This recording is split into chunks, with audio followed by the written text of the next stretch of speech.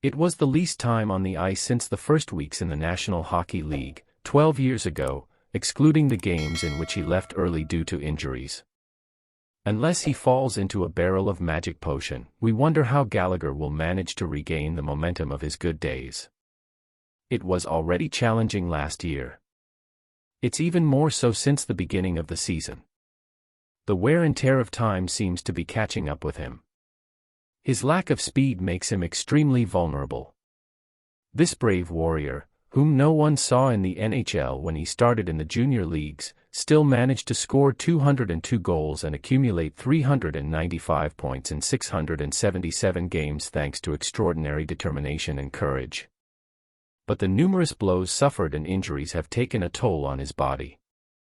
The new management relies on a 31-year-old forward, turning 32 in May, who will have 3 years remaining on his contract after this season with an annual salary of $6.5 million. He earns $8 million this year and will receive $9 million next year.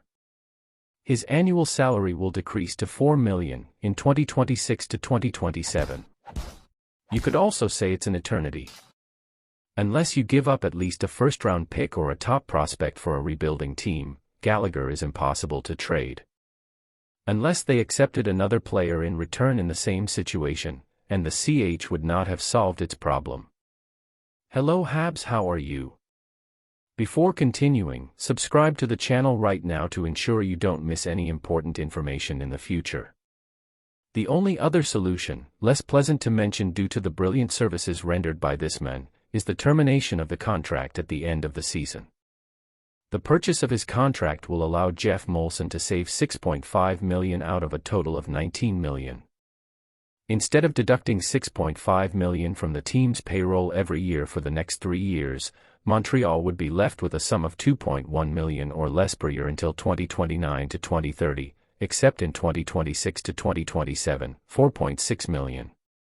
On the other hand, the Canadiens' management may want to wait another year and avoid extending the residual values for another 6 years simply to reduce their payroll in 2024 to 2025, when they won't have the team to compete for the Stanley Cup. The most optimistic will still hold out hope for a resurgence. Gallagher hasn't scored 30 or more goals since the 2018-19 season. Let's be good princes and calculate the following season, shortened by the pandemic, proportionally to a full year. With 22 goals in 59 games, he would have reached 30 goals for the third consecutive time. He had a good pace in 2020-21 but played only 35 games due to injuries. In that year, during the CH's arrival in the final, Gallagher scored only 2 goals and 6 points in 22 playoff games. Since the start of the 2021 season, he has scored 15 goals in 95 games. And now, Montreal Canadiens supporter, I want to hear from you. What would be the best solution for this situation? Put your opinion in the comments. I don't know if you're aware, but your opinion is very important to us. I'll be back with more urgent news at any moment.